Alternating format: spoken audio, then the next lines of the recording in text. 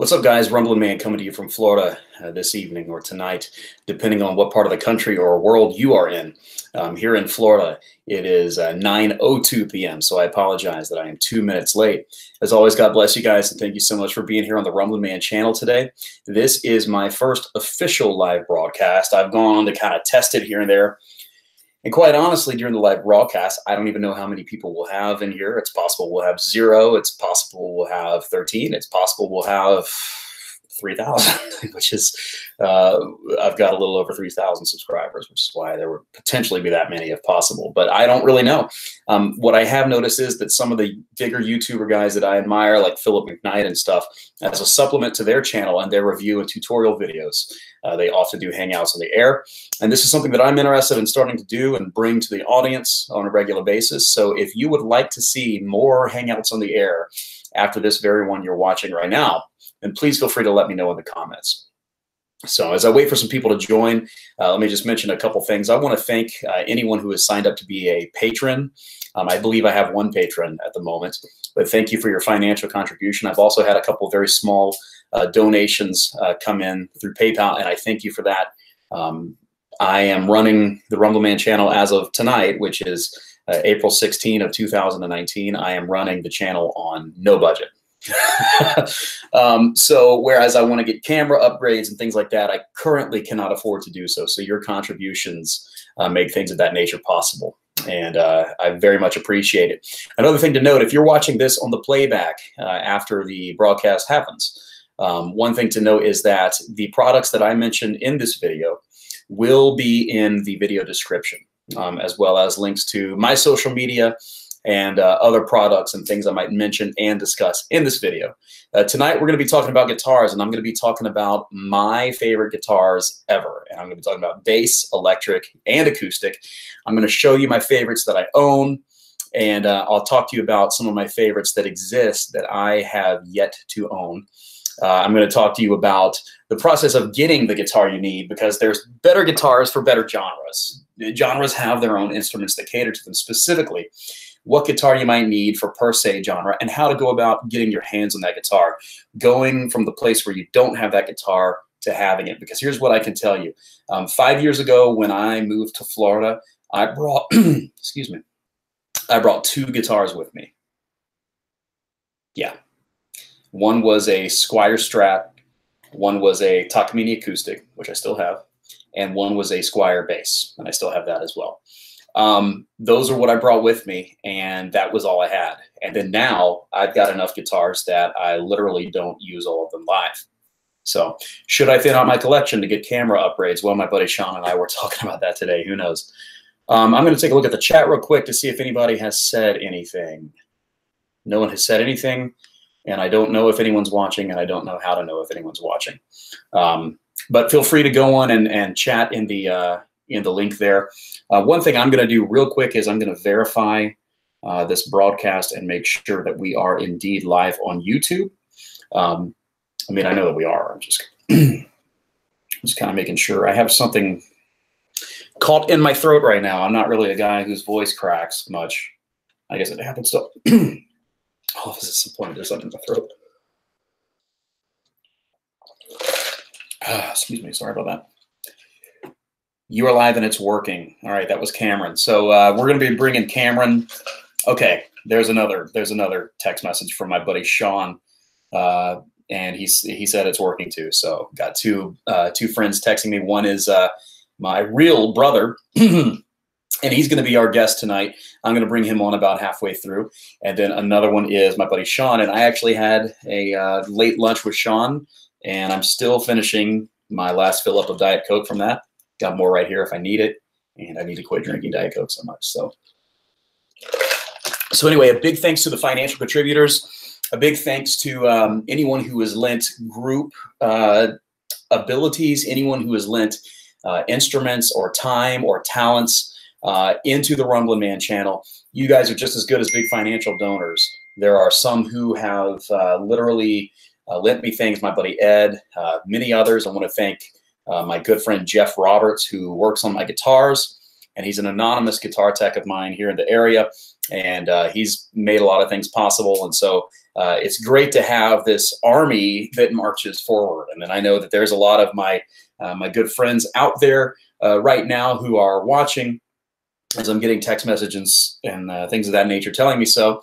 And I know that there will be probably many more who will watch the replay. So if you're watching the replay, I will have links in the description to the products that I mentioned in this video. So those are, I mentioned a minute ago, a couple of things I'll be talking about, which is going to be my favorite guitars, basses, acoustic, electric, everything of all time, the ones I have and the ones I don't have. Going to be talking about gear and selecting guitars and what guitars would work for certain genres and how you should go about trying to get your hands on that guitar. Maybe I can pass a couple ideas on to you that you haven't heard before. And then what we'll be doing just a little bit later is I'm going to bring Cameron on here. So Cameron is an awesome dude, lives in Nashville, Tennessee. He just moved back to Nashville from Los Angeles, and he's both a great guitar player and also a professional filmmaker. Sean, who's on here, is a professional filmmaker as well. So I got two pro filmmakers in the house tonight. But Cameron edits videos for a living, does animation and things of that nature. Okay. Wow. Okay, so I've got a lot of friends watching. Gary just sent me a message saying that he has 8 Diet Cokes or something. And then Jeff Roberts says, I'm watching and I left a live chat message. I see it on my side. So that's a group message. Excuse me just a sec here, guys. I am trying to figure out the chat thing. This says group chat. We don't want group chat. So where is the live chat?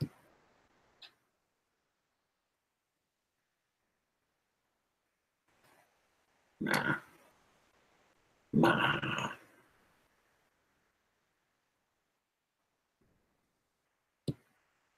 So Jeff says that he commented on the chat, and I don't see it. But Jeff, thanks for letting me know. I don't know why I don't see that. I actually have been trying to learn a little bit today, betwixt all the things I've been doing today. Been trying to learn a little bit about how this works exactly. So you're basically looking at me on a webcam right now. I'm in a room in my house right now, and this is the room in which I plan to eventually do my videos. The Rumblin Man videos that you currently see are filmed in my office. And here's the thing, I'm wedged in a very small space in my office. It's like a triangular shaped office, and I have had a lot of people comment and diss my space. Someone said, nice bathroom. It's not a bathroom, bro. Okay, that's funny. My wife thought that one was funny. Oh, man. I'm just wedged in a little corner, some lights splash on the wall. I'm working on getting a better setup. I'm working with my buddy Sean to learn about maybe how I can get a better camera. Sean's going to be doing some shooting with me. Sean has a great company. Sean, if you'll shoot me another text and tell me maybe what the link is where people can check out your videography and photography graphic design company, and I'll post the link. But yeah, Sean is a super cool dude. So he's going to be helping out a little bit. So it's people like this who contribute, the people that God sends us and puts in our lives, like Ed and Sean and Jeff, and all the companies that people I've worked with Fender who make things like this get off the ground, and all the good things that keeps happening. I take that as confirmation that the Rumblin Man channel will go somewhere. I had a great time at NAMM this past January, in which I wore this t-shirt. Now, this is the first t-shirt with the Rumblin Man logo on it. It is the only Rumblin Man t-shirt that exists. I know a lot of YouTubers will have a Teespring store, and I am considering making these t-shirts available for you and maybe a couple other t-shirts as well. However, I kind of need to know if anybody would actually get one, because I don't want to go to all the trouble to make it happen and then, I don't know, just one guy, get one. So if you would be interested in a Rumblin Man t-shirt, let me know. One thing I'm going to go want to do real quick is I've got a side screen down here with my iPad, and I'm going to see if I can access the chat with it. Another thing I will be doing in the playback is, in addition to, okay, weird. Another thing I'll be doing in the description of the video for the playback is I will put minute numbers and at what moment I began talking about what thing, so that if there's something you'd like to skip forward and see and skip a little bit, that's fine. It is 9:11 p.m. I think that's the second time I've seen that one today. So I am right here on YouTube on the iPad, and I'm going to Bear with me, guys. I've got a couple quirks here just because it's my first time doing this. Okay. There we go. It's making me watch a commercial to see my own video, which is weird. Okay, cool, dude. I now see comments right here next to me on my iPad. Let me adjust or address these comments real quick before I go on. My buddy Sean subscribed. Hey, if you look at Sean's comments, he is Sean Flores. He's got a cool church media channel he's going to be starting, and guys like me will be watching that all the time. Gary Williams, there are 6 of us watching. Oh, yeah, well, you know what? 12 apostles changed the world for Jesus Christ with their testimony. So if we get 12 on here, then I'll know we're really moving mountains. All right, brother. Funk Bass says, what's up, bro? Not much, dude. I chilled today. I worked at the office. Then I met Sean at Subway. And then I came home and kind of cleared a space in here to sit here and do this. This is a room that I'm getting ready for videos because people have been dissing my backdrop at the office. So thank you for the compliments on the dope lamp, Mr. Lopez. My wife found out somewhere, and it's very cool. There's a ukulele sitting next to it. I don't particularly know how to play. Oh, Gary said, I've got 8 watching Diet Coke. Okay, well, and then Sean says Baby Shark. All right, so I'm going to get on with the program here now that I've wasted your time. And by the way, Gary, you may diss the fact that 8 people are on here right now, but I'll probably have at least 100 watch at a later time, so you tell me. All right. If you're lucky, Gary, maybe I'll bring you on here someday. And I will bring more special guests on here if we keep doing this. So let me know in the comments, whether you're watching on the playback or whatever it may be. Let me know if you'd be interested in seeing this more often. I've got Cameron as a special guest tonight. And then in the future, there are more special guests that I can bring on. Sean being one of them. Also some of the musicians that I've gotten to know. I think it'd be cool to have some special guest appearances from some musicians that I've become friends with and some really good bands. So let me know about that. All right, on to gear. I want to talk right now about my favorite basses of all time. So here's the thing. I get to do a lot of reviews on YouTube, but I don't often get to go into depth about what I specifically like. There's a review on YouTube that I particularly did, and it's a video that I indeed did. Hang on just a second. This is Sean's link here. Meh. I'm going to allow Sean's message. Okay, so Sean just commented where you can check out his YouTube channel. So do me a favor, and if you haven't yet, go on and subscribe to the Rumblin Man channel, and then after the broadcast, go on and subscribe to Sean's channel as well, which there will be a link to in the comments and also in the description. Shardens is on here. Hi, Rumblin Man, new subscriber, really enjoying the vids with the Christian overtones. What? Christian? Who said? What are you talking about? Right? Thank you very much. Yeah, Christian overtones. I am a Christian. There's a cross in my logo there. I'm a guy of faith. Just Jesus has changed my life, so it naturally comes out in everything I do. So Cameron is here. He's going to need one of these T-shirts. Bingo. All right. Gary, I didn't say anything wrong. By the way, the Squire PJ has been amazing thanks to your recommendation through the channel. Very cool, guys. And if anybody out there wants to go in and order a item I review here on the channel, it would really help if you use my Amazon affiliate links. I put them in every video, or at least every video where there is an Amazon affiliate link. And this one on the playback will have several for all the things that I talk about. But because I get a very small commission anytime you order something with one of my affiliate links. But quite honestly, it's like a 4% commission. So really, for me to get into any major money, you'd have to spend $40,000 on one of my affiliate links. Yay! All right. So my favorite basses of all time. If you watched my NAMM Adventures videos, which I definitely recommend checking out, I went to NAMM to create some content, and I also went to NAMM to learn some things and make some connections. I was able to do all 3 of these things. I made some connections that I'm very grateful for. I met Philip McKnight, another YouTuber. I got to know Donovan White a little bit from Vertical Horizon. I met, oh my gosh, another guy I should have mentioned earlier, Ed Heisler from Mad Hatter Products. I reviewed one of his products recently, Unlock Your Strat. Really cool thing that he does, really cool Terminator products he makes. So I made some great connections. I got to learn a lot. I got to see a lot of products that haven't even, some that I'm still waiting on them to come out and wonder if they ever will. And also I did get to create some content. I made a couple videos you can see on my channel. There's NAMM highlights from day one. So there's a part 1 and a part 2. And I think they're both good videos. So I went, and one of the things that blew me away most was a bass guitar that I played. Now, if you have been watching the Rumblin Man channel for a really long time, then you know that this started out as more of a bass guitar focused channel because that's what I was doing at the time. But that was 6 years ago, and I was living in a different part of the country, and I was a different human being and doing different things for a living. Now, more focused on guitar, I focus the channel on basses and guitars. But if you've been following for a long time, you've heard me talk a lot about Lakland.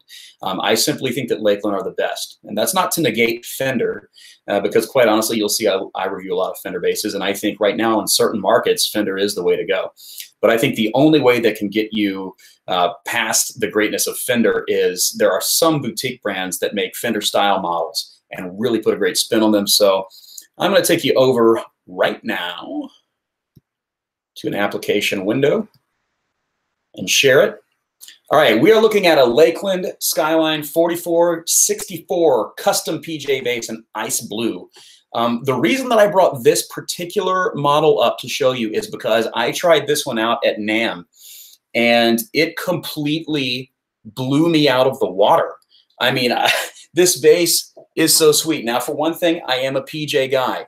Why are you a PJ guy, Rumblin Man? Did I talk about that in a recent video? Don't remember. I just remember talking about it. I'm a PJ guy. Here's why. Because the precision style pickup in the forward position there, which is technically a middle position, that is a pickup that cannot be emulated. You can put a neck humbucker in and beef up the bass, beef up the low end all you want.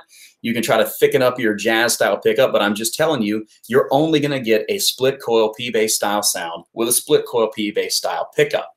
Now, do real cheap pickups like SX and Haitian cover it? My buddy Sean will get that one. No, they don't. It's close but no cigar. You need to go with something that was not made for $10. But because quite frankly, the P-bass pickups on the SX basses, they're just gonna boom. Go in and watch my review, and I'll show you. It doesn't sound very good.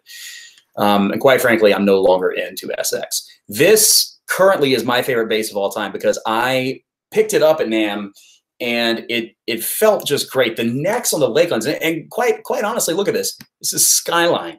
This is a Lakland Skyline bass. Skyline is their more affordable overseas brand.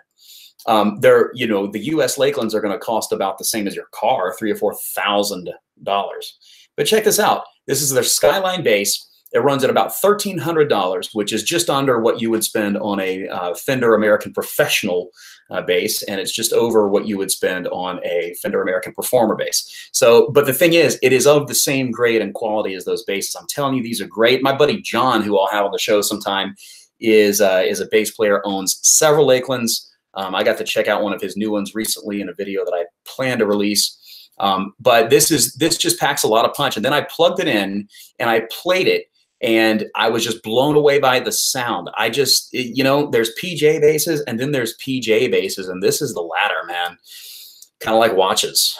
I mean, this is seriously, I mean, just the tone of these things. So I'm really hoping Lakland will send one my way and let me review it. I did talk to them about doing so, but it hasn't happened just yet. But seriously, this bass is incredible. Just the thing is, you got the P-bass pickup that you can't emulate, but you want the high-end snap, you want the bite. Then you've got the jazz bass pickup you can roll in. So it can be a P-bass, it can be a PJ bass, or if you want to be Jaco Pastorius, it can be just that rear pickup. And if you look at the positioning of the rear pickup, with Fender style basses, jazz style basses, there's either going to be the vintage 70s positioning or the slightly more forward modern positioning. This to me, and you may argue this, but it looks to me like it's almost kind of between the two. It looks like slightly different positioning than Fender. But I'm just telling you, of the basses that I have picked up and played, this is my favorite ever. And I would love to have one. I'm just not a guy who has you know, 1,300 sitting around to go on a shopping spree with. I wish I was, and hopefully someday I will be. You see next to it here, that's another white one.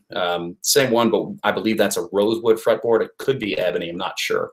And then over here, you see the Squier by Fender Vintage Modified Precision Bass. Now, notice it says beginner electric bass guitar. I want to call that out and diss it right now. This is Squier's Vintage Modified series, and anyone who has played these basses and guitars will tell you that they're a cut above what you would expect from Squier. When it comes to the Squier brand, you can go ahead and classify as beginner instruments the Affinity series. Not to diss it, I have an Affinity bass and I like it very much. I've played it a lot. You can, you know, you can, the old standard series, you can call that your beginner instrument. All right. Furthermore, the Bullet series, I don't even know why anyone would spend money on one of those. And not to diss you if you have, okay? I'm just saying those particular levels of the Squier are going to be more beginner style instruments, but there are certain series that Squier has within the brand that are actually pretty fantastic. To me, that's going to be the Classic Vibe. Some of you who are following the channel for a long time are going to know that I reviewed a P bass I had a long time ago, a Classic Vibe Squier bass. And I'm just going to tell you, I played on a studio session, several studio sessions when I was in Seattle. And there was one particular session I was playing on a band's EP, and I had a Music Man Stingray with me. I had a Fender American Standard jazz bass with me, and I had the Squier Classic Vibe P bass. And it was kind of punk rock music, and I went with the Classic Vibe, and I did not look back. Speaking of the old days, I saw a comment just now. Funk Bass Corsario, bro, I've been watching your bass review for a long time, so that's the reason I play precision bass now. Well, brother Corsario, I am so happy that I could turn you on to the precision bass. I will continue to contend that the PJ bass is the way to go for versatility in modern music, and we're going to talk about modern in just a second. If you have to pick between the precision or the jazz, that's a tough call. I'd personally go precision, but I don't know. I love jazzes as well. So ideally, I'd have this and an old P bass and a jazz bass. Okay.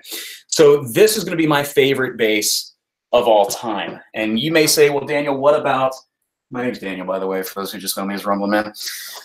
You may say, Daniel, well, what about basses you have owned? Obviously, I've never gotten the chance to own a Lakland yet. I'm going to show you what I consider to be my favorite bass that I have ever indeed owned. So what I'm going to do is I'm going to go off screen sharing mode here. Hi. All right, this is a Yamaha.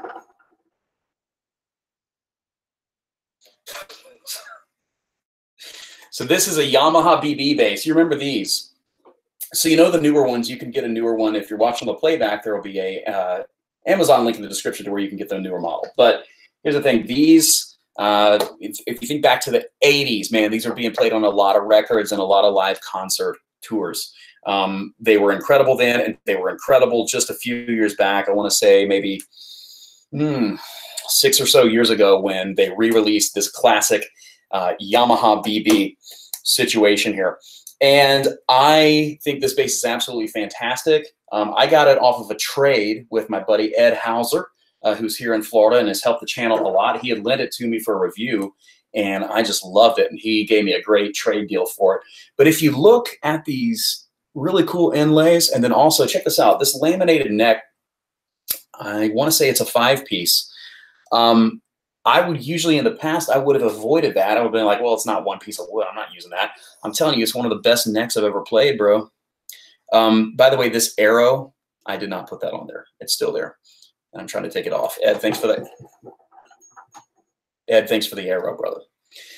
So why do I love this bass? For one thing, it's very player friendly. I talk to a lot of guys who have smaller hands and female bass players who have smaller hands. And check out the nut width on this thing. I don't know the actual measurement right now, but that to me looks and feels more narrow than a jazz bass. The playability is just insane. It's a heavier bass, but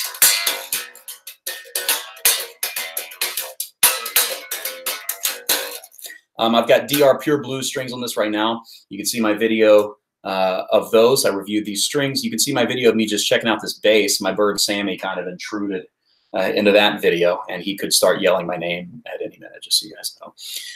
Not only is it the aesthetic of this bass and the classic history to it, but it's the sound. Now, this is another PJ configuration. When I first plugged this bass up, in fact, I was in this room one day. I was playing it on some kind of recording, and it was before Ed traded me the bass. And my wife came through, and I took my my headphone out and said, "Baby, look, this is the best bass I've ever played." Is it the best I've ever played?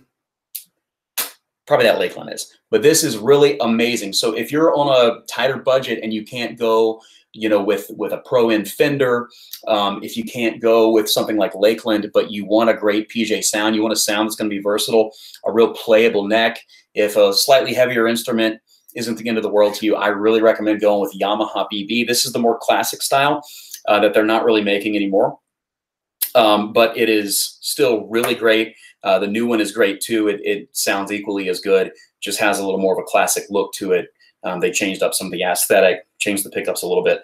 But right now I produce worship tracks on the side, and this is the main bass that I play on that stuff. So as far as the basses I've owned, and keep in mind, I've owned American Fenders, I've owned Ernie Ball, Music Man basses, I've had Precisions, Jazzes, everything. And this is my favorite in terms of versatility and really just the playing experience of this thing.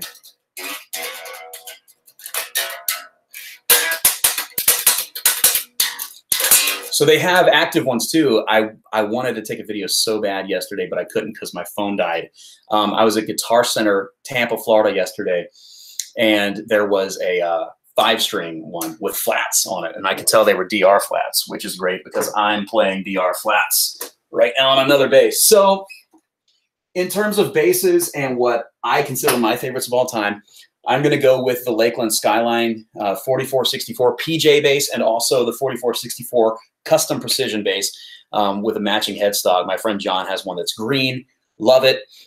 As far as jazz style basses, I would go with the Lakland DJ5 or probably one of the Fenders. PJs though is where it's at for me. So those are what I would consider my favorite basses. Now at some point my views often change, and they very well may. So next what I want to go on to is acoustic guitars, but I want to speak to bass players real quick. It's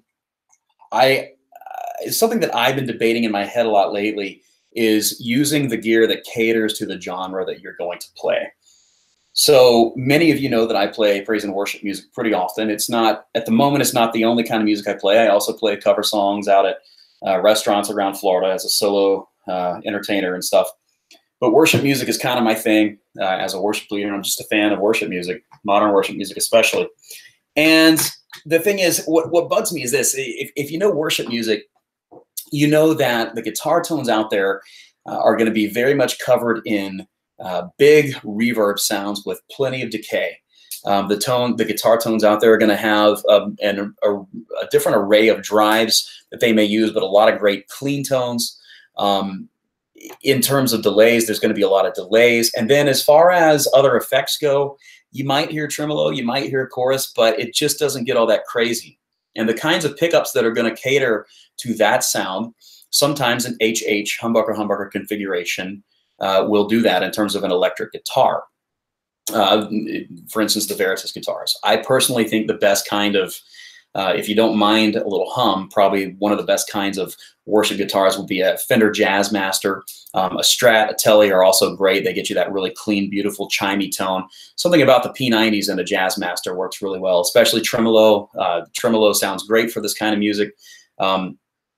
And last but certainly not least, you know, there's the Gretches, and I demoed a really sweet Gretsch yesterday with a couple Filtertrons, and those really cater well toward worship music.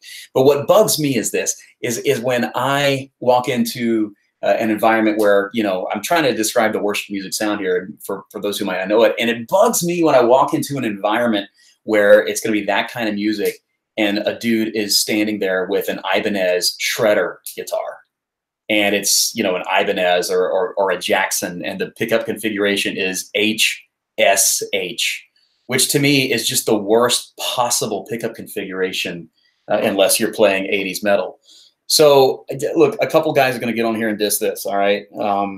Gary is not going to agree with me, etc. And here's the thing: can you get good tones and even modern worship tones out of an HSH Ibanez? Well, sure. You know, if you've got a working knowledge of sounds, you can do that. But the thing is, I think there's a level of choosing the right instrument for your gig that is going to help you in many ways. For one thing, when you go to an audition, you want to have a professional appearance, even if it's not a gig that you're going to be paid for, even if it's not a pro situation. You want to dress for the job you have. That's a quote from The Office, but it's a pretty good one. Dress for the job you have. The same thing is true with guitars. So for me personally, if a guy showed up to audition with an Ibanez shredder guitar and he was, you know, using a Digitech unit, personally, I would say, okay, man, let's hear how you play. I've got some church gear you can use. That's kind of how I would be. And you may say, well, Rumblin Man, you're supposed to be a Christian. It's worship. Well, yeah. And you know what? As somebody who's a Christian and leading a worship band, I want to put our best foot forward and have the best appearance we can, everything, because I want to do excellence. It's not all about excellence, but I want to at least do it as excellently as I can. So dress for the job you want, not for the job you have. If you're a bass player and you know you want to make it onto a worship team, that's especially a particularly bigger worship team, I would say that an Ibanez sound gear bass isn't what you want to roll with, because if you watch videos of the bigger worship bands out there right now, you're going to mostly see Fender Precision basses. You're going to see a lot of Fender Jazz basses. Every once in a while, you'll see something different. But really, if you look at the big picture of the worship music world, and then if you look at the modern music world, if you look in Los Angeles and what a lot of the session players like Sean Hurley and Pino Palladino in Los Angeles are playing, you see precision basses. You do see some Ernie Ball Music Mans. You do see some jazz basses, and you often do see an active Lakland 5-string come into play, because really, as far as a bass guitar goes, if you want the best of all worlds, then you get something active that's 5-string, and you go with a great brand that you know you can trust, Lakland being one of those. Sadowski also makes good models. There are many brands that make great basses, and I'm a fan of most of them. But the thing is, I think that the bass that you see on the wall right when you walk in the music store and you're like, oh, okay, that one's the right price. Oh, look, there's knobs I can turn. Oh, cool humbuckery sound. I don't know. And feel free to weigh in on this a little bit if you'd like, but I just think the guitar that you select or the bass that you select needs to cater to the genre that you are wanting to play. The same thing would be true, guys, with country music. If you're going to Nashville and you want to play into honky tonks on Broadway, and you're using an SG, I mean, could you get some cool sounds with that SG? Well, yeah, but you're probably not going to land the job in the band that you want because you're not playing a Tele, or at least not a Strat. I don't know. I just think different instruments.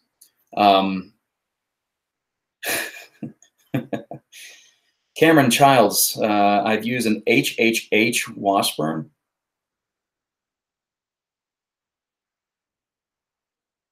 I've never seen that Washburn. I thought your old Washburn was a white HH. Please do enlighten me when I bring you on in just a moment. By the way, I don't know how late I'm going to go tonight. I was thinking an hour and a half or so total. So if anybody has to run at some point, the playback will eventually be available as long as I can figure out how to make it available. But I love having you guys with me here live, because then I can talk to you through the chat. So, and see, just like Cameron said, he did use an HHH Washburn live, and I actually saw Cameron once use an HH Washburn live, and that was more of a punk rock kind of guitar. And he did so in a praise and worship environment. And I remember, Cameron, your rig sounded amazing. You sounded fabulous. So it's not to say that you can't get a great sound. It's not to say that with an Ibanez, sound gear boom bass, that you can't get a good sound for praise and worship music or for country music. It's just, for one thing, it's the appearance. You want to put your best foot forward with appearance. And then for another thing, it's wanting to use an instrument that caters most to that genre. And don't get me wrong, if you play an Ibanez or a Jackson or something like that, and you do so in one of those circles of music, have at it. I'm not telling you what to do. I'm just saying from what I've observed. You know, I've got a lot of friends that run in music circles from Nashville to Los Angeles. And what I'm seeing them play is I'm seeing bass players play Fenders and Lakelands. That's just what I'm personally seeing from all the various contacts I have. Sometimes you see other things, but that's what I'm seeing mostly. Guitar players, as far as electric goes, I'm seeing a whole range of things. I will say this. I want to mention Lakland again real quick, because Lakland is now making guitars. And why do I mention this? Because when it comes to electric guitars, I have several favorites of all time. And one of them is a Lakland guitar that I tried out at NAMM, which you can see that on that same video that I mentioned earlier. Lakland being very well known for basses. Somewhere along the way, they started doing some guitar creations. And I picked this thing up thinking, yeah, I don't know, they're used to, you know, making bigger hardware. Now they're making smaller hardware, but I was in for a real shock, and I really want one. I don't even know where to find them online. I'm trying to get Lakland to send me one. So Lakland, if you're watching, hello, hello. No, not Lakland Guitars. Guitar singular, please. See, and they're so unknown that you, okay, here we go. This is from Lakeland's website. Many of you know that I've been a fan of. Okay, yep, that's just like the one I played at NAMM. I played one very similar, but it was more maple. So this is a double humbucker guitar, you know, and obviously for many styles of music, including praise and worship and rock, jazz, you know, humbuckers are a great sound. So I definitely recommend checking out Lakeland's guitars. Here we have like a T-style model. I think we all know what that means. This is an HSS, so it's kind of like what a Fat Strat would be. I look at this and think it's really cool. This is one of their US made models. The thing about these is it felt so great. I mean, this tremolo, I don't even know what this tremolo is. And one of you guys can probably enlighten me, but it was the best feeling tremolo I've ever played on a guitar. I mean, it was seriously sweet. And that's all the ones they have pictured here, but they not only do they make some US ones, they're making some Skyline versions as well. Why do I think that is cool? Why, Rumblin Man, do you think that a Skyline version is cool so much? Well, here's why. Because they're still great instruments, even though they're Lakeland's lower line. And they're rates that you could potentially afford. Not everybody can spend over $1,000 on an instrument, but the Skylines are there. So I really think, I really recommend for anyone to check out one of Lakeland's new guitars. They are seriously great. And I'm not just saying that. My dad and I tried them out at NAMM. We were both absolutely blown away. I would really like to have one of the Skylines. And honestly, guys, you know, even though I diss using the wrong kind of guitar for the wrong kind of genre, trust me, with the exception of HSH, I want to have all types of guitars. You know, I want to have double humbuckers. I want to have P90s. I want to try everything, and use them in the right contexts. And you know, I have used all kinds of different guitars in a praise and worship environment, in a live music environment, recording, everything.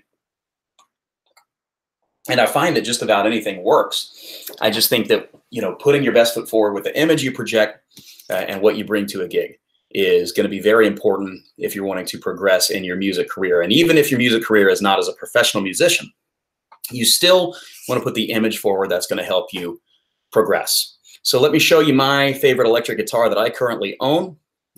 This is a guitar that miraculously came to me, which I'll talk about in a little bit. And this is a guitar that's no longer made. This is a Fender American Special Telecaster. You'll remember the American Specials. They were around for many years. It's clearly not in tune right now. Almost a drop D. I don't even remember. No, it's not drop D. Never mind. Telecasters are misestimated. They're underestimated. So the American Performer Series has replaced the American Special line. The American Specials, these are Texas Special pickups, which I'll be changing to Porter soon, even though I really do love how these sound. This Sherwood green color in the American Special Tellies actually did not come out until 2018, making this potentially a rare guitar down the road many years. But the Telecaster is interesting because before I decided what kind of guitar I wanted, when I started playing worship music on the telly, worship music on electric, I was playing a little bit of a Jazzmaster that Cameron technically owns. but it's here, and I've gotten it worked on. It's ready for you, bro. I was playing a Strat, you know, and I was going back and forth, and I just wanted to tell you, I was looking at all these videos, what are guys playing? And I'm seeing Gretsch hollow bodies, I'm seeing thin line Telecasters, and I'm seeing Tellies. So the versatility that you get in a Telecaster is quite incredible. And quite frankly, I personally don't think you can go wrong with a Telly, period. Now, maybe if you're trying to get a gig with a metal band or a really heavy rock band, can you do that on a Telly? Yes, and I have. And I was amazed with some of the overdriven, crazy sounds I got with this one night. But, you know, with that kind of thing, you may need a shredder guitar. But I'm talking, if you're going to play country music, this is putting your best foot forward. If you're going to play worship music, this is one of the things that you can get putting your best foot forward. Pop, rock, everything. You would be amazed how many records that you're listening to where you're hearing a Telecaster in a variety of genres. Quite frankly, two styles of music that the Telly is not known for, but that I'm just going to go on and say it's great for. One of them is blues. When I think of blues, I think of a Stratocaster, you know, Buddy Guy or John Mayer or somebody, you know, playing a Strat. I think of Lucille. I think of a big, you know, hollow guitar or a, you know, a 335 like you would have seen on Bill down in Memphis back in the day. That's how I would think of a blues guitar. But quite frankly, this neck mini coil pickup that the Telecaster has in that position, maybe with the tone either rolled off or on, whatever your preference is, it really produces a cool blues sound that you just kind of miss sometimes. And I have seen blues guys play a Telly, and to me, when I see a blues guy play a Telly, it looks a little out of place. Wait, you're playing blues on a Telly? You know, it's like the Nashville guy that moved to Memphis or something. But seriously, it's a great guitar for Telly on the neck pickup. And then the other style is actually jazz, okay? Jazz, you think of a 335 or some big hollow thing with a single humbucker up here, but I'm just telling you, in my opinion, not every guitar makes a great jazz tone. In my opinion, Strats have no place in jazz. It just doesn't make that sound. But the Telecaster pickup, if I roll off the tone knob a little bit, you get a very good jazz sound with a Telecaster. So to conclude that, a Telly is a very versatile instrument. I don't think, you know, whatever gig it is that you're hoping to play, I don't think you can go wrong by having one of these in your arsenal or even making one of these your only instrument. There are things that I would like for it to be able to do, but they're all mods that you can actually do. And if, you know, you can change pickups, you can do whatever. You can get a Mad Hatter system and totally unleash this thing and have a even wider tone palette. To me, going with a rosewood fretboard is going to make it sound a little less trebly and twangy. So I just really recommend that a Telly is definitely something to consider, especially a Fender, guys, because quite frankly, you know, American Special being replaced by American Performer, those are guitars that you could potentially afford. And then also, you know, there's a couple Mexican lines out there. There's the more vintage ones, and then there's the new Player Series. And I reviewed a Player Series Telecaster.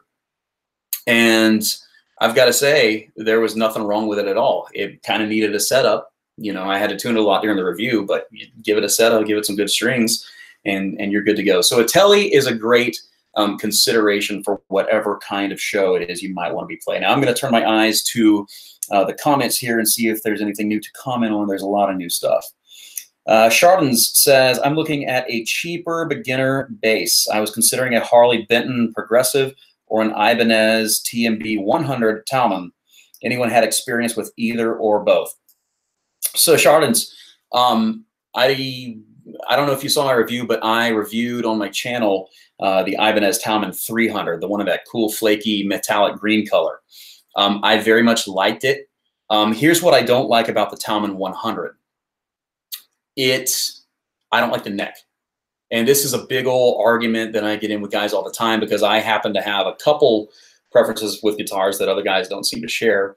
And some are for really good reasons and others are just for personal taste.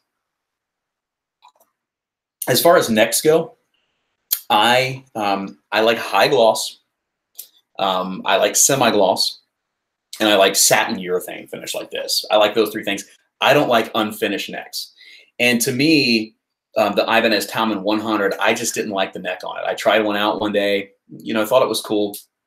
you know, it seemed like it had some general things about it that were, you know, the knobs might be a little loose. You know, you get it out of the box and it's not set up and ready to play. So if you go with a Takamine 100, you know, you probably put your best foot forward by getting a setup done. Or if you do setup stuff on your own, it's a skill that can be learned that I haven't learned yet. So thank you, Jeff, for being in my life. But the Takamine 100, the one thing that I just didn't really like about it was the neck on it. And also the pickups are not going to be the same quality as the latter series. There was one and only one thing that I didn't like about the Takamine 300 that I reviewed, and it was this. I wasn't blown away by the electronics. Another great YouTuber, Alan Brown, who I will have on here one night. Sorry, acid from drinking too much Diet Coke. I know some people who are about to diss me for that. So anyway, Alan Brown reviewed the same one as well. So we both reviewed that one. And I want to talk to him in depth about that bass on here one night. C-Bill says, bring me in. So S. Billingsley, I got like 2 more points and then I'm bringing you in. And it's a great bass. The thing I didn't like was the electronics. I felt like there was a little bit of buzz I couldn't really get rid of. I felt like I could use the P-bass pickup and the blend a little bit, but if I went too far in the bridge, there was just some kind of grounding issue. So with the Takamine 100 though, I believe, I don't know if that one's passive maybe. So it just depends on what kind of quality you're looking for, man. The Harley Benton, I have looked at those online. I've never played one. I know that they're very, very affordable. Of the two, I don't even know which one I would go for. I'd say it's probably a toss-up either way. Yes, folks, he's dissing equipment. He's dissing my equipment. Okay, so Gary just so happens to have an Ibanez Prestige. The Ibanez Prestige is they really are great instruments. They're quality instruments. They hold tune well. They hold up great. And by no means in HSH and everything. By no means am I dissing Ibanez's instruments. It's just, to me, there's reasons that I don't prefer them, and also I've played some that sucked. But you know, the lower end, the very low end of any company is gonna suck to an extent. Same. Sean wants to play a Jackson HSH through a Boss Metal Zone. Have fun and make sure I'm not in town the night you do that. What are we on? Alan Brown! Alan Brown, aka Bully the Kid, is on. Sorry, Bully the Kid. Alan Brown is the man, and I am going to have him on the show probably the next time we do this. And we'll talk soon about how frequently. I kind of have some time on my hands right now because my wife is out of town and I'm very lonely and sad.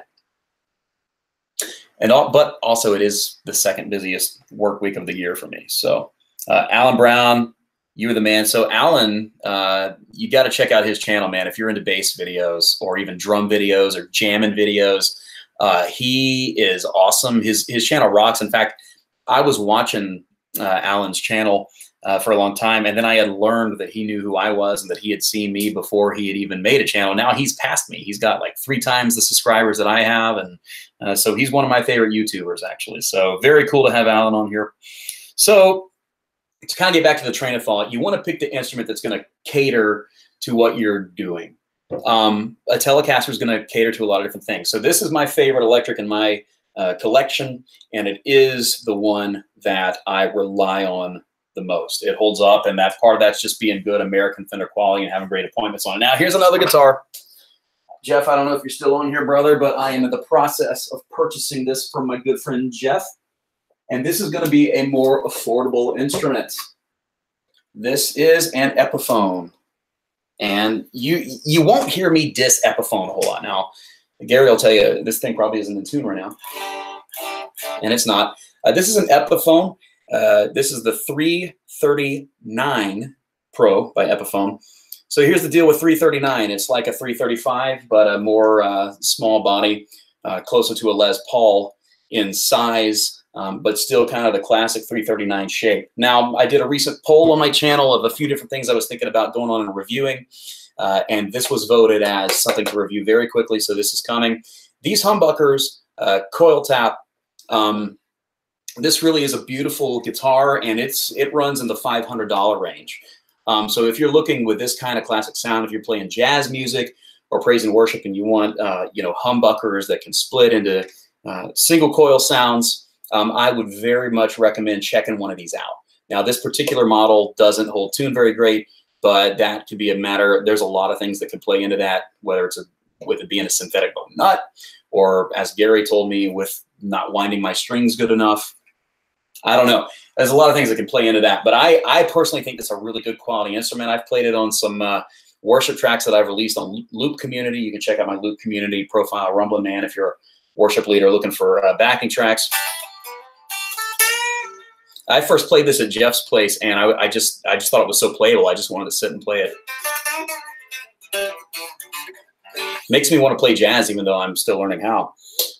This neck pickup, you can get great jazz tones. We did a worship night at my church a few weeks back, and I used this for some of the songs.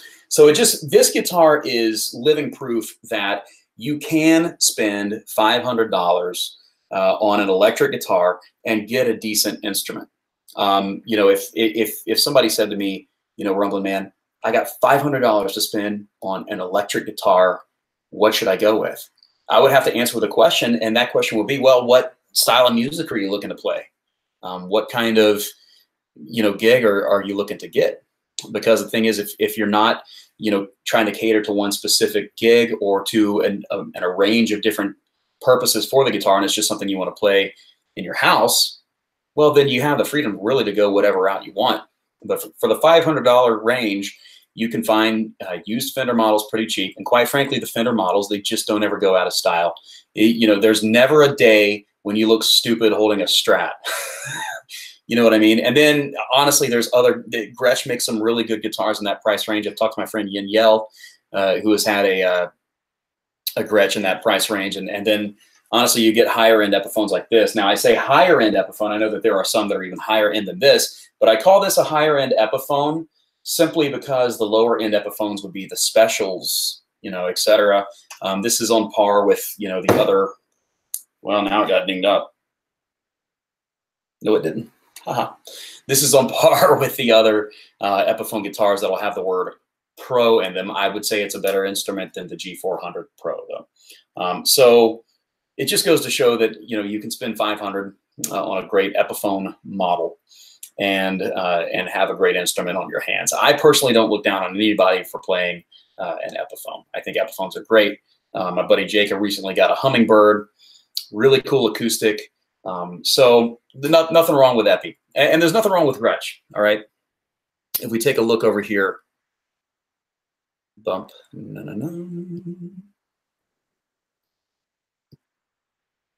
Okay. I don't remember the model of the Gretsch that I played at Guitar Center Tampa yesterday. Gretsch. Semi. Hello. I'll tell you what, the color, Cadillac green,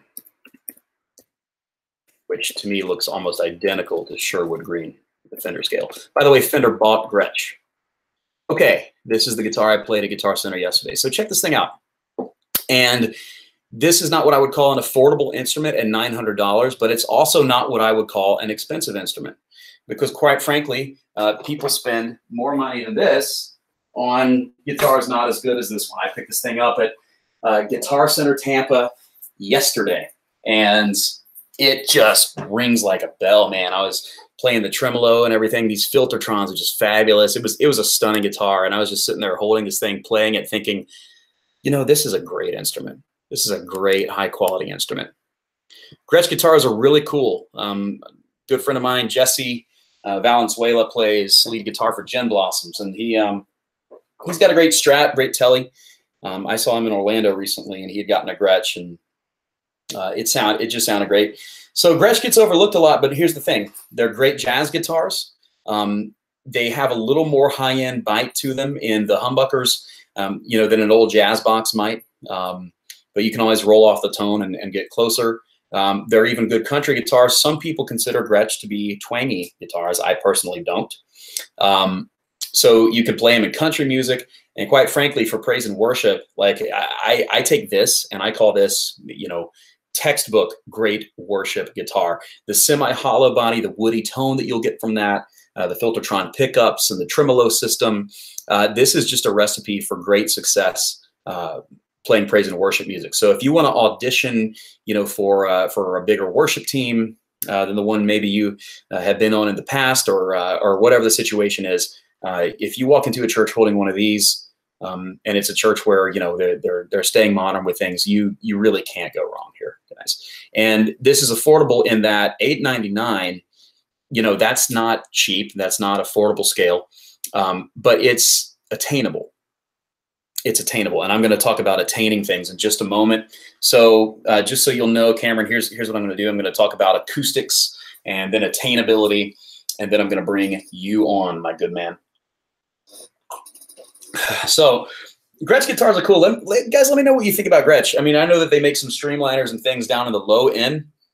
And I'd love to grab one of those and do a YouTube review of it and just call it the cheapest Gretsch, because even the cheapest Gretsch, I just have a feeling it's going to be better than anything else in that price point.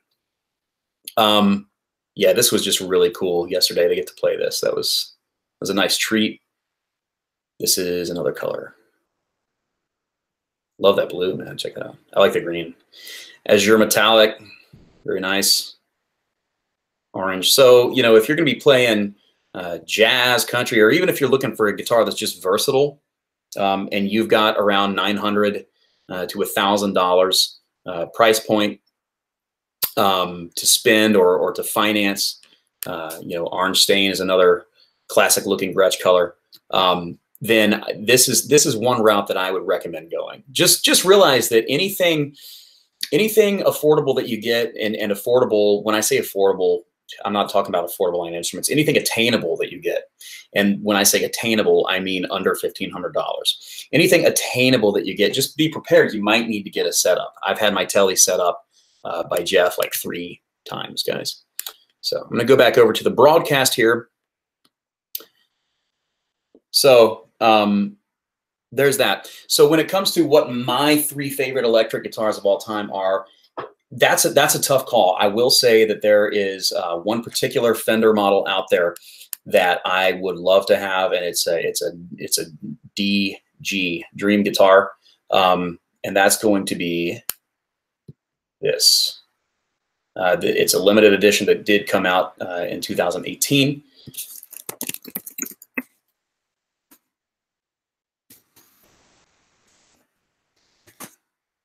Here we have the bump. Stop. Don't want Google to know my location. Fender Jazz Telly. All right. So a lot of people diss the Parallel Universe series. I personally dissed the Parallel Universe series when I first saw one. I just thought, you know, the Strat and the Telly have no business having a baby.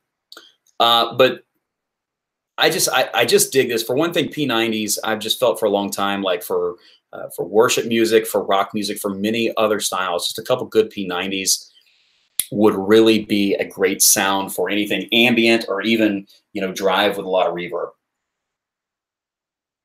I've never picked one of these up, but in terms of my favorite electric guitars of all time, this is going to be one of them. I just personally think it's cool because I love the Jazzmaster and I love the Telecaster. You've got, you know, a Telly body. Controls are going to work like a Telly or a Jazzmaster, but formatted more like a Jazzmaster. You got that JM headstock up there, JM style tremolo. I just think this guitar would be a trip. So this is kind of my dream electric. You know, it's hard to say that there's one electric that I could, you know, consider my favorite of all time. But this, even though I've never played it, never touched it, I've been 10 feet from one, but that was it. This would be up there. Also just really nice, you know, semi-hollow guitars like that Gretsch I played yesterday. My American Special Telly, this Epiphone, a couple of my dad's guitars, you know, some of my very favorites. You know, honestly, I don't talk about them much, but I love Strats, love the Fender Stratocaster. So that would be along the lines of my favorite electrics. But if you're on a budget, I mean, let's say, you know, that you're going to be auditioning for, you know, some kind of gig and you need a versatile instrument and you've got $600 to spend, you're in a tough spot because there's a lot of options out there. So really, if somebody wanted to know, I mean, I'd be glad to do you know, like a one-on-one thing with anybody, and say, and hear more about the kind of sound and feel you like, and kind of tell you what I think would be best for you based on my research and experience. I will say this, it's very hard to go wrong with Fender. Mexican standard Fenders are not up to the same quality as American Fenders, and neither are the Player Series, and I reviewed several of them. However, I have no problem and no lack of peace with something like that being used in a professional environment. So I don't know. You got $600 to spend, and you need an electric guitar. You can get something really nice used. You can go with a Player Series Fender. You can there's a lot of Gretsch models in that price range. It all comes down to the style of music you'll be playing. I'm just wanting to say, kids, think about what you want to do with music. Are you just learning to play? What do you want to do? Because if you're actually thinking about playing the bass you're going to get live sometime, just be better than, you know, than the Ibanez SR basses. No offense, you know, be better than using a metal shredder guitar for a gig that's not a metal shredder gig.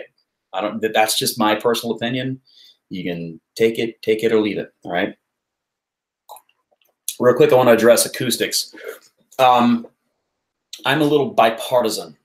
I don't hate Taylor guitars. I love Taylor guitars. One of my favorite guitars ever is a Taylor. So one of my favorite acoustic guitars of all time is a Taylor 616E that my dad owns. It is a beautiful and magic instrument. So that's probably one of my very favorite guitars of all time. However, I am a Takamine player. I have Takaminis. I've been playing them my whole life. And quite frankly, it's a long story, but a live gig one time to Taylor I had been playing for a year. I broke a string. I pick up the talk and the magic's back. The thing is, the Taylor, you compromise with electronics.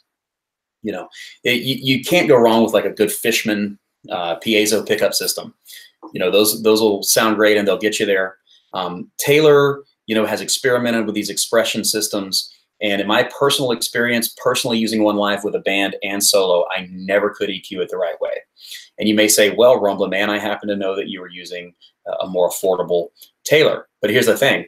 Listen, I heard somebody play a more expensive one up one night in a live band environment. I heard it come through the speaker, and I said, man, that's that same squeaky sound.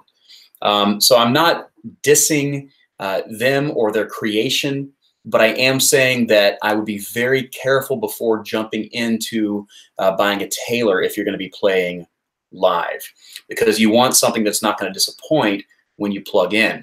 And to me, the ES2 has been unfortunately a little disappointing. That's not to knock Taylor. I love Taylor, and a lot of the guys at Taylor and who have been at Taylor are friends. I love their guitars. I think Taylor makes great guitars. But for me, for my hands, the Takamine neck feels great, and you can't beat the electronics. So one of my favorite guitars of all time, which I happen to have right here, is indeed a Tak. And this is another guitar you're seeing in this video that I've yet to review, but have every intention of doing so ASAP. This is a Takamine. This is an EF360SC-TT. Now you may say, hey, that's not the logo I remember on Taks. No, it's not. So TT means thermal top. I know they're thermal top guitars as well as a lot of their classic guitars.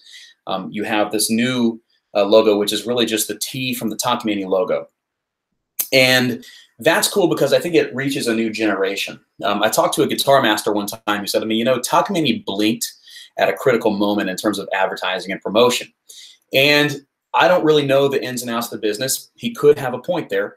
You know, there was a time period when Takamine had been the brand to go with for many years, but then in terms of popularity, Taylor, Gibson, and Martin, all of which have been around for a while, passed Tak by in the public eye. But in my opinion, that's a mistake. I personally, you know, picked up a Takamine yesterday in a store, and it was a $1,500 guitar. And I'm looking around at guitars, you know, next to it of other brands that are more expensive than that, $500, $600, $800 more than that, that don't have as nice a finish, that don't sound anywhere near as good plugged in. To me, the best acoustic electronics you could possibly get is just going to be Takamine's Pelethetic pickup. And I believe that any Tak endorser will say the same thing. This particular guitar, I didn't pay a dime for it. I won it, praise God, and knew it's about a $1,700 instrument. This is a solid Indian rosewood back, layered Indian rosewood sides. You don't always find solid sides. I believe this is a mahogany neck, finish in a beautiful high gloss finish. Obviously, the headstock cap is going to be Indian rosewood as well. This is a solid spruce top. Now, TT means thermal top. So what do? They cooked it, because you cook the top in a high pressure environment, and you cook out some of the sugars and attributes that a new piece of wood generally has, that gives it that new acoustic guitar sound. Now, I love that new acoustic guitar sound, but the whole idea behind the thermal top is to give you a brand new guitar that's going to have a more vintage sound. And my buddy Darren says within the first 30 days, this thing will get even more vintage sounding. But I'm loving this thing. Just to let you hear it a little bit just through my computer mic.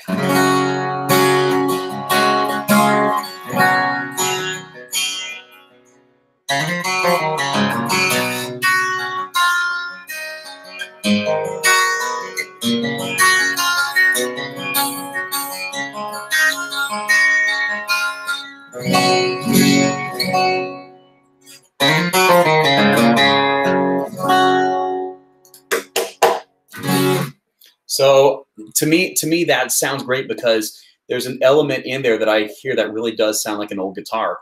And at the same time, it's the experience of a new guitar. So this is going to rank as one of my very favorite acoustics of all time. Another acoustic that's going to rank very high up there, which I'll show you a little personal taste of before we move on to bringing on a guest, if he's still available. And if he's not, maybe someone else, who knows, is going to be another Takamine model. And this is going to be a well-known model. And it's a model that I was once turned off by for a little while, thinking this can't be it. Taylor's going to be better. But I saw firsthand that this model, in terms of a performance guitar, in terms of plugging up and playing a 4-hour set, just kicks Taylor in the hind end, in my opinion. And I'm going to show you what that is right now. Application window. And this will be the... All right. We're going to go back to the search here. Takamine EF341SC. This is also a dreadnought finished in black. I believe it's maple. That's Brad Davis viewing it in those craft music demos.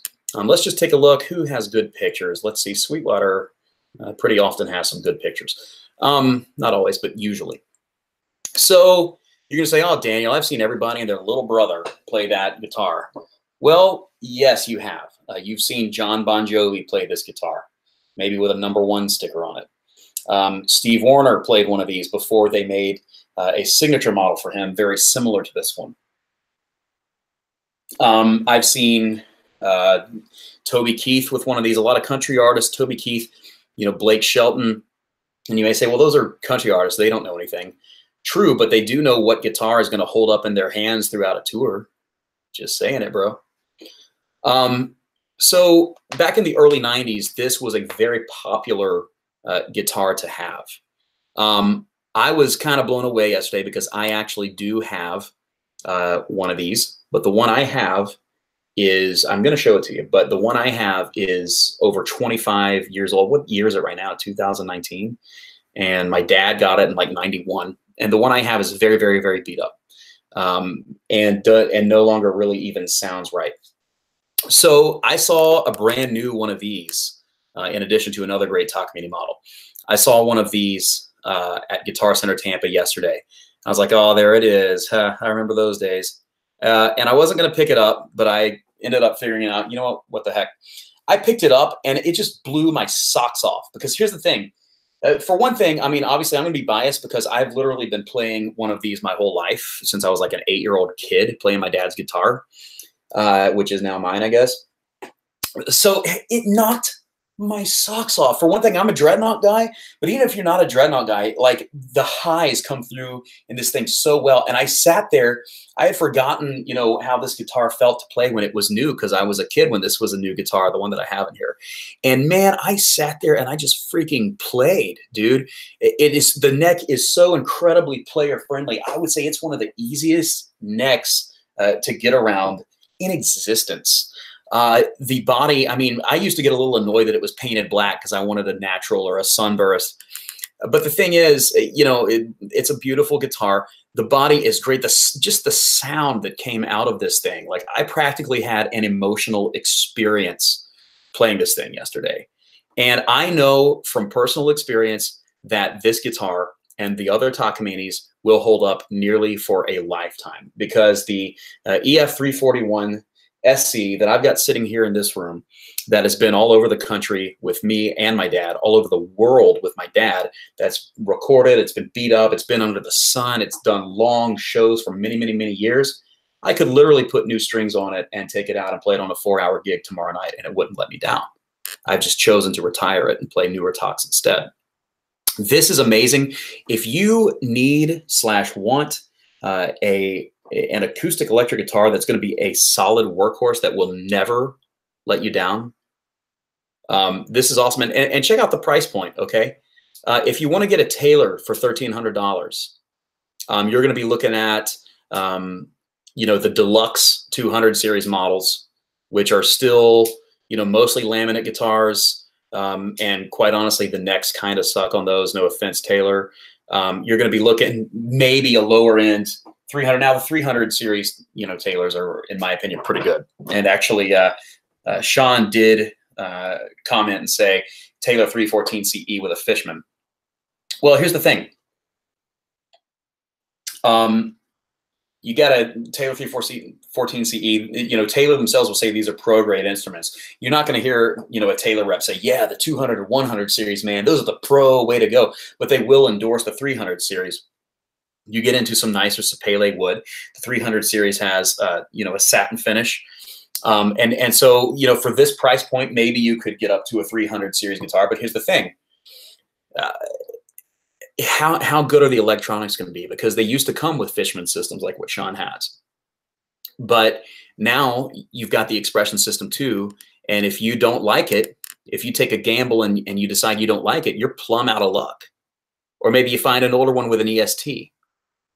But for this price point, and here's the thing about Fishman electronics. Fishman is a great name in acoustic guitar electronics and electric too, and speakers and everything.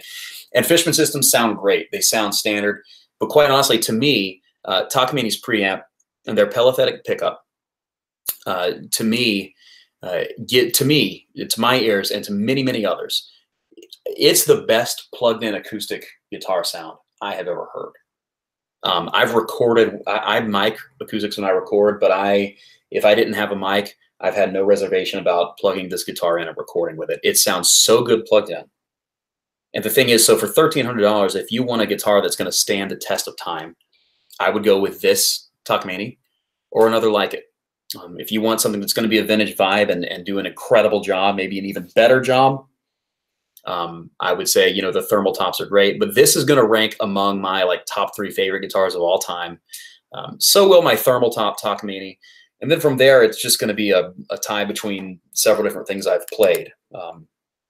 I have a satin finished Takamine P3 DC that I used to think I would resist, but I like it very much, and it's my my main secular gigging guitar right now.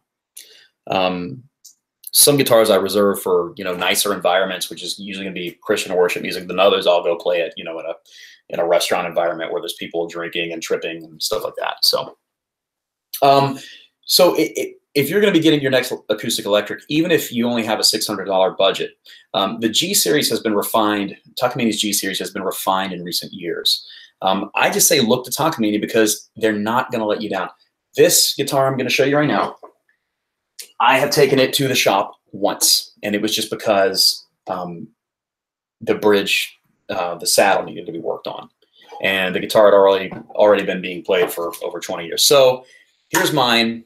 The white binding has turned to yellow binding. The sound hole is like caving in. I don't even know if you can see it, but there's scratches all over the face of this guitar. Pick dings, everything. The back is just scratched to heck. And if you feel the neck on this thing, it's a cool thing, but it's just dented. You can't feel the neck without just feeling lots of little dings and dents in it from over the years. And the tone now, it doesn't sound anything like the new one I played yesterday.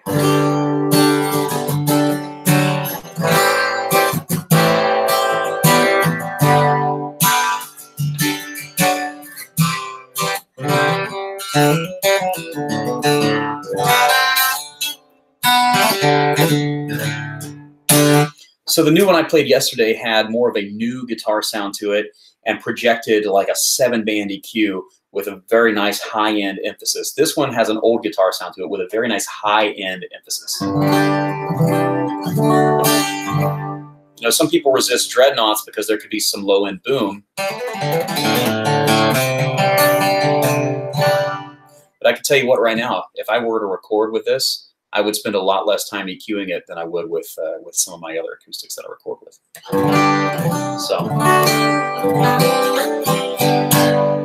So for $1,300, a guitar that'll hold up for a lifetime, sound great, unplugged, and sound better than anything else on the market plugged in, sign me up. I don't have $1,300, but you know, sometimes you get to the point where you got to finance a guitar. And that leads me to my final point before we try to bring a guest on, if he's still here. And that is this: how do you go about getting the right guitar? You have found the one you want. You know, you want Fender quality, and so you decide, you know, I want to play a Strat, and you know, so I'm going to go with the lowest good Fender Strat I can, which is going to be, you know, the Player Series. But it's $650, and you live paycheck to paycheck, and you don't have a lot of excess money. How do you go from point A, which is not having that guitar or bass or whatever it is you want to get, and then go to point B, which is having it? How do you get there? You know, for me, it's been kind of a miraculous journey because I came to Florida with an acoustic, an electric, and a bass. And I remember wishing that I had a good, you know, acoustic to play in conjunction with this one. I remember buying an Ibanez Artwood acoustic that didn't work out and taking it back because I really needed the money anyway. I remember when I started being the electric player in my worship band at church, thinking, man, I could use a better guitar, you know.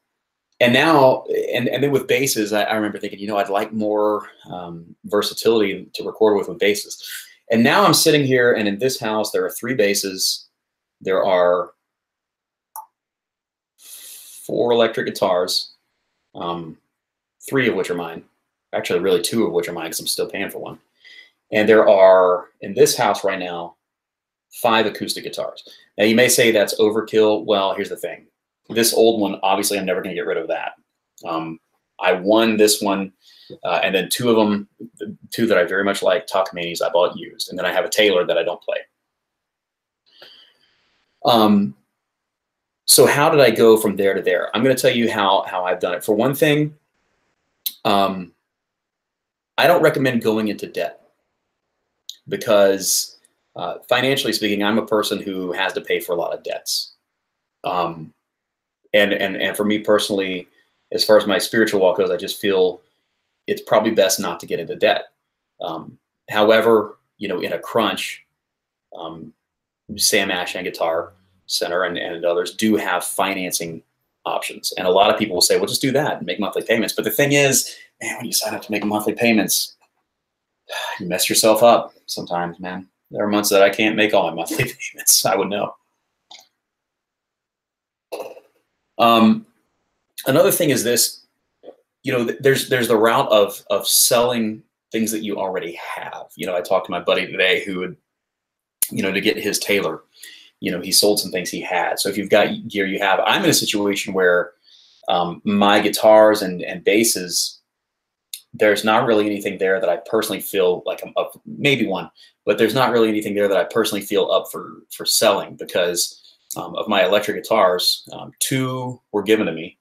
1 I gave to my brother, and so it's his, and then another that I'm buying. And so I'm not going to give away, you know, a guitar somebody gave me. If you make your need known, I've noticed sometimes people will help you out. So my Telecaster, I prayed for it for a long time, and a godly guy bought it for me. He went and bought it. He brought it to my house and said, "This is yours." He said, "I want you to use it. You can use it in your cover shows if you want, but I want you to win souls for it, or win souls with it." So obviously I use it in worship context a lot. So for me personally, having the guitars I have, part of it has been kindness of other people, you know, giving me a guitar when I needed one, or even some, you know, just a guitar they had, or actually buying me something. That's a blessing. Some of it has been where I would get something used. So I have two acoustic guitars that are both Talks, and they're both professional grade Takaminis. One is a first edition Steve Wariner model, which is a very rare guitar. And then one is a P3DC, which is Takamini's Pro Series Level 3, which would be technically considered on par with Taylor's 300 series, but is it's a better performance guitar in my opinion. I do like the Taylor 300s. They sound great, right? And they feel great. They're cool. So the used instrument market is risky because my buddy Gary, who's on here, you know, he went for a Takamine last week. It was a lower end Takamine, a G series, and he went for it used. And you put faith, you put trust in, you know, whoever you're buying from. So one tool, and he ended up with a bad thing on his hands. Now he has sent it back, thank God, and he has another one coming. So the used market is really great because I would strongly recommend following Reverb.com. You know, if you go to Reverb and you search Takamine, for instance, all right, in fact, let's go on and do that real quick here. So I'm going to go over to Reverb. Here. Oh, I'm in the wrong window. So I'm going to go over to Reverb. I mean, it's whoever invented Reverb is a genius. All right. So let me go on and pre-decide something. Okay, I perform at restaurants on the Florida Gulf Coast, and I need a guitar that's a good workhorse guitar, but I only have $700 to spend. What am I going to do? Well, I know Takaminis are great and hold up for a lifetime, so I'm going to go to Takamine on Reverb. Here's a few selections. The first one you see is a thermal top guitar that is basically the same guitar I have sitting right here, except that one is not a cutaway. And that's a used one for just over $1,000. Somebody needs to snatch that up right now, because if that's in good condition, then new, that's like a $1,700, $1,800 guitar. Somebody needs to snatch that up now. And then this next one you have here is a $430 option. Now that's a GN93CE Next body shape. So what you're looking at, if it starts with a G, then it's usually going to be their G series, which is going to be their, instead of their mainstream Japanese guitars, it's going to be their overseas China guitars. However, you know, they're made with Takamini's electronics to Takamini's specs, and they're very good. I've picked up these, you know, 90 series G series guitars in stores, and you know, the neck wasn't my favorite neck ever, but they're very good quality, and quite frankly, they can sometimes confuse me and make me think they're higher end Takamines. So this is what I would call a budget guitar, but new, this is going to go for about, I don't know, what, $650? And here it is for $430 right here on the main page of Reverb. So, I mean, you can scroll through this. That's going to be a Garth Brooks signature model for $800. That's a very good guitar. So you can just scroll through and, oh, look at that. That's kind of a neat looking Legacy series guitar. So very cool stuff. This is a GJ72CE, and that's the same guitar that my buddy Gary has on the way. So I've plugged up and played one of these one time in the middle of a store, and I was astounded by the sound. And it's also a G series, and I'm not a jumbo guy, but I was astounded by the sound. Well, so you want a good jumbo guitar, you don't want to spend a fortune, less than $500. You know, I could go on and on and on, but I'm not going to. I will say this, a really cool feature that Reverb has that I really like, you know, being a guy who's often on a budget. So over here, you know, we have brands. Check this out. So how do we want to see it? Well, there's used, and we want to see brand new. There's a lot of different ways to view this. Okay, so I'm going to go, as someone looking on a budget usually, I'm going to go price low to high. So it's going to show me the most affordable things first. Don't get that. Okay, don't get that. Cool t-shirt. Maybe I'll get one. I already have one. The problem is when you look at the lowest price things first, you're going to have to scroll through a lot of stuff like this. That's going to be parts, things of that nature. You're going to see a lot of cases. Don't get that. Just don't. Be better. Be better than Jasmine. Takamine doesn't even make Jasmine anymore. So on the very low end here, this is a GD30CE. That's a Dreadnought. It's 12 string in fair condition for $140. If you're wanting to learn guitar, and who knows, you may play on a stage someday, and you want to play a 12 string, then bam, 150 bucks. Honestly, though, that doesn't look like it's in very good shape, so don't do it. Please don't do it, bro. So you just scroll through, and I mean, straight away, you know, you can see price low to high. I don't know if there's anyone in the world who actually, you know, rolls price high to low, but very, very cool. And then the more you get up, the better. So let's say, you know, I'm looking for a talk, and I'm doing so on a $700 budget. So I'm just going to kind of keep scrolling up. I'm still in the lower end stuff right now, and a lot of it's great. So let's go to like page 12. Still in the lower end stuff, just goes to show that there's a billion options out there. So I'm going to skip ahead quite a bit here. I'm going to go to next again, and I'm going to go on and skip forth to page 18.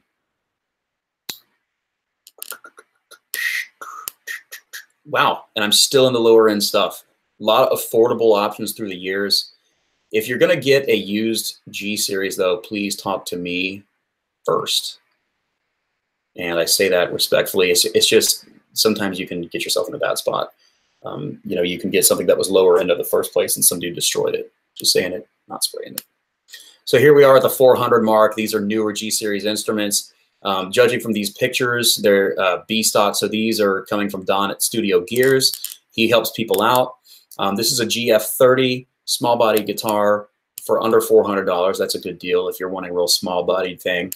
I'm going to skip ahead to page 28 because in this fantasy, I have a $700 budget, and I'm still in the lower end stuff, and I could never have the time to go through all of this. This is just insane as much as I'm into this stuff. But look, these are a lot of good selections. This is a GD71CE. And it's B stock, $439. That's a guitar I've actually wanted, even though it's G series. I currently don't own any Tux G series. Anyway, before I get boring, I don't want to bore you guys. I'm just saying, you scroll through. So, you know, if I come on to reverb.com with $700, I'm king.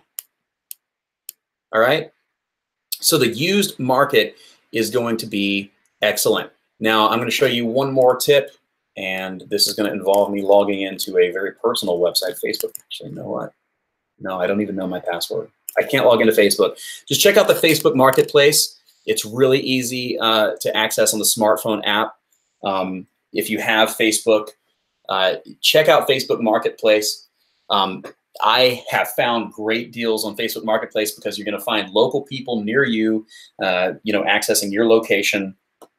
The app is, and you're going to be able to find stuff people are selling right around. And I've gone and looked at things and said, okay, I'm not going to buy this. That's the beauty of meeting up with somebody in person. Is unlike online ordering, you get to check it out for yourself before you jump in or jump out. So Facebook Marketplace is great. And then there's also apps like Let Go, where you can actually see, you know, estate sales or something somebody's getting rid of just because they want to get rid of it. And so they're giving it away for a steal. So the used market, to get the instrument that you want to use, you know, say I want a Fender P bass. I need a Fender P bass. I don't care if it's Mexican, American, or what. I guarantee you right now online, I could find a Fender P bass for $300, a Mexican one, used Mexican one. I guarantee it. Do it all the time, or have before. So just make sure, you know, moral of the story for me, get creative in how you want to approach an instrument. And then I want to tell you the biggest way that I've gotten mine, and this is not some kind of not pushing anything on anyone, but literally prayer. I'm not even joking. I know that not everyone on here is a person of faith. Okay, so 3 guitars in this room that are excellent guitars. My Telecaster, this acoustic, and this bass. I prayed for them. Okay, when this bass was still on loan, I was like, God, I just prayed that I can get one of these in Jesus' name. Ed did a trade for a real cheap SX. All right, Takamine. When I saw that sweepstakes, my wife and I prayed, and I won.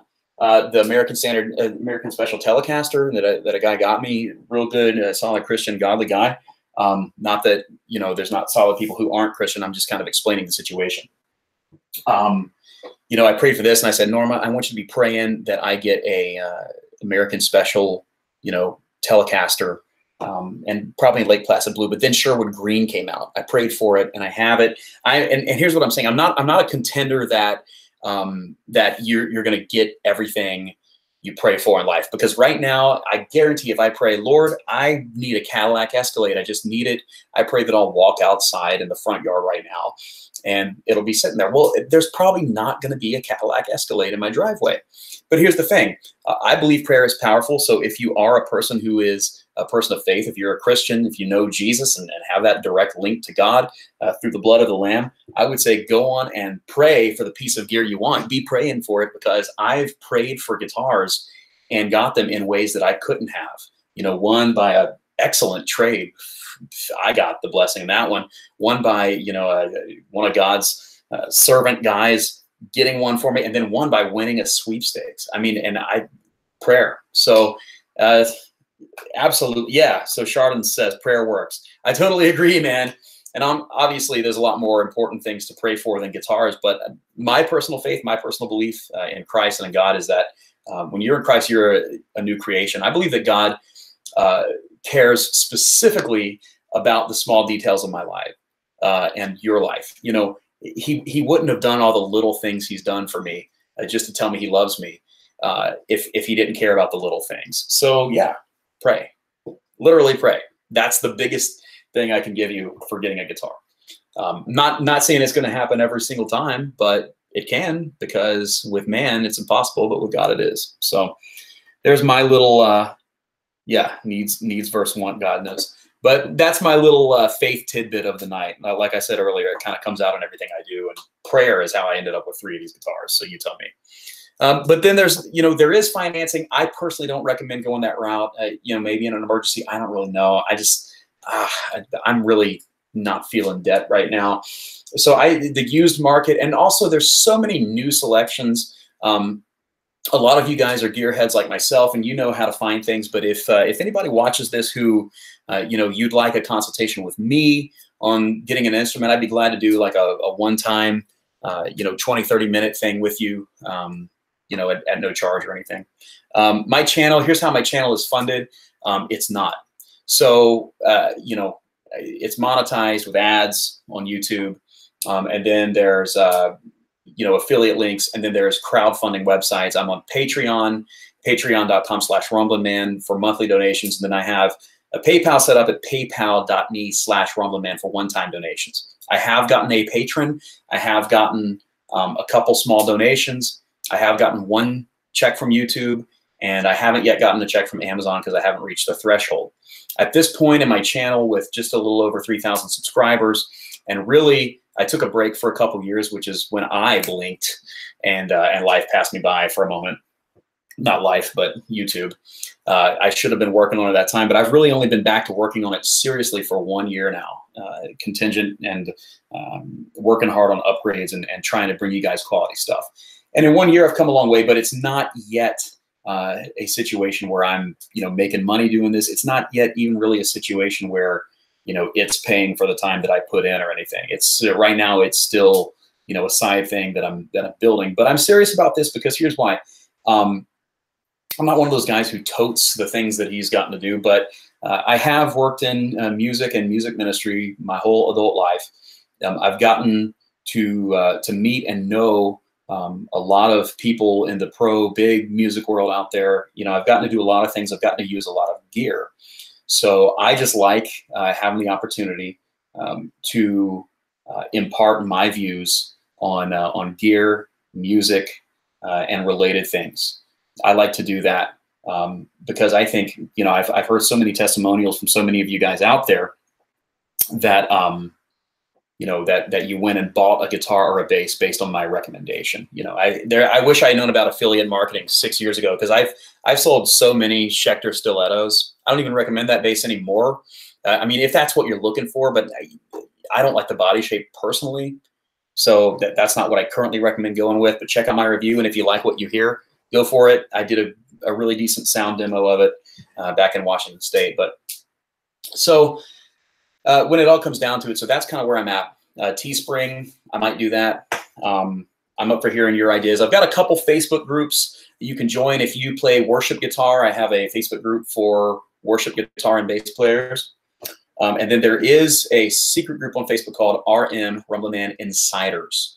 Now that particular group is going to be a group for people who have invested something into the Rumblin Man channel. So I'm going to add patrons to that group. I'm going to add, you know, donors to that group, or people who, even if you do something like loan me a guitar to use in a review video or a pedal or something, that's going to be a group for people who I've seen, okay, this person is catches the vision and believes in the cause. So I'm going to be polling that group a lot. Also, even if you're not a worship player, but you like guitar and you like worship music or whatever, you're welcome to join the RM Worship Guitar and Bass Friends. You can search it on Facebook, so that'd be fun. All right, so I have ran my mouth for an hour and a half now. Couple things I want to know from you is, number one, looks like I've had a pretty faithful small group of guys on here tonight. So one thing to let me know in the comments, whether it's right now or later on the playback, would you like to see me do this more? We can talk about gear more. I can show you things maybe before I review them. We can chat. We can do comments, Q&A kind of things, whatever. I don't know what kind of schedule that would be on. I don't know if maybe I do once a week like some guys do. I don't even know if I have time to do that. I'm still getting this space in shape.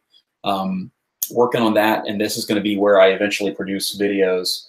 But anyway, I think this is a lot of fun when I have free time. So let me know if you would like to see this happen on a regular basis, and we'll do it. I'm planning on doing at least a couple more.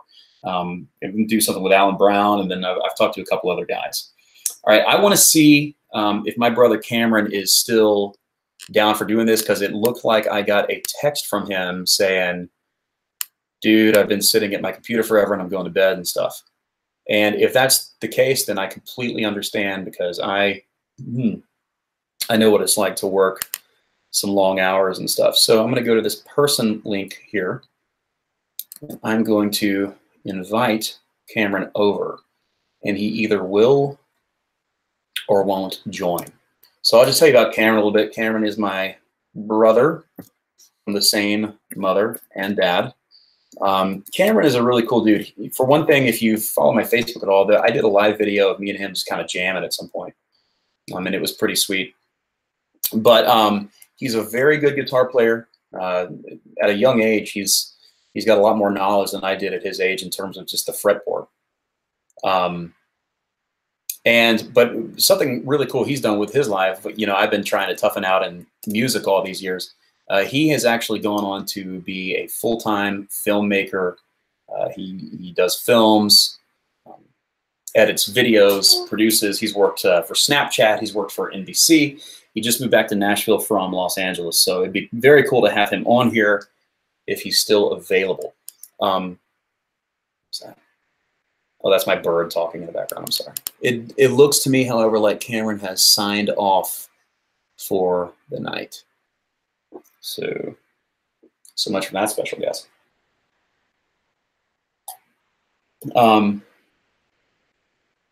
Gary Williams says Rumblin Man was rambling. Yes, I was. So I guess before we close out for tonight, anything anybody wants to hear my take on, or anybody got something cool they're thinking about with gear, music, go on and say it. Just don't spray it. And I'll try to address anything I get. Still got 9 guys on here. Richard is on here. Richard, you've been a subscriber for a long time. Thank you very much, brother. Chardon's Gretsch G5220 Electromatic Jet looks and sounds pretty. Yes, yeah. All those Electromatic Jet guitars seem pretty sweet.